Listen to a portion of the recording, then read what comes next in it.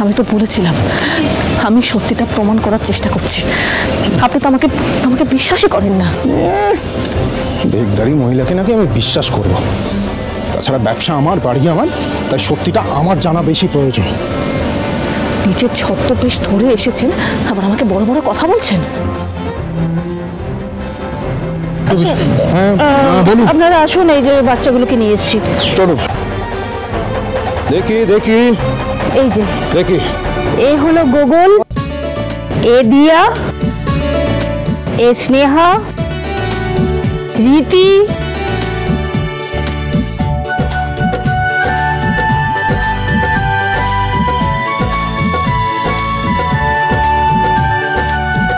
এত হেসে হেসে সবার সঙ্গে কথা বলছেন কেন? উনি কি করতে চাইছেন?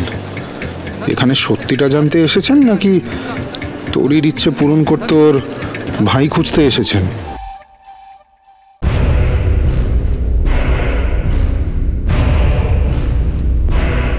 নিশ্চিন্ত, একদম নিশ্চিন্ত।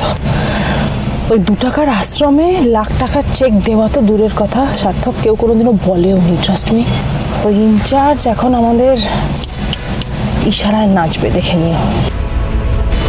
আমরা যে ওই ছেলেটাকে ওখান থেকে অ্যাডপ্ট করেছি সেই কথাটাও জানতে দেবে না, আর ওর পাস্টের কথাটাও বেমালুম লুকিয়ে যাবে, তুমি দেখে নিও।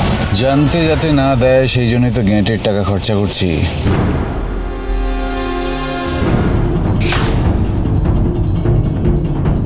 কোথায় রাখলাম? কি হলো? কি কি খুঁজছো?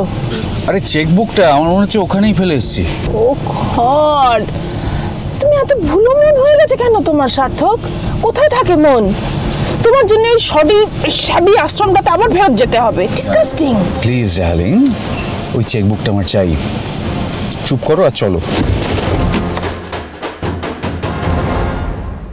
বাবু এদিকে এসো, দেখে বসি আমি এগুলো সব।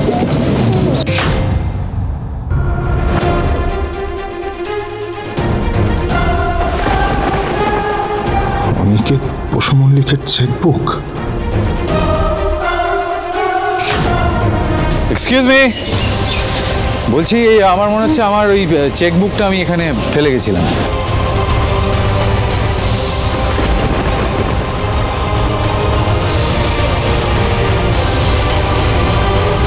উৎপলবাবু এদিকে আসুন। বলুন স্যার। এই যে অনাথ আশ্রমটা, এটা তো আগে এখানে ছিল, মানে এখন যেখানে আছে সেখানে তো ছিল না।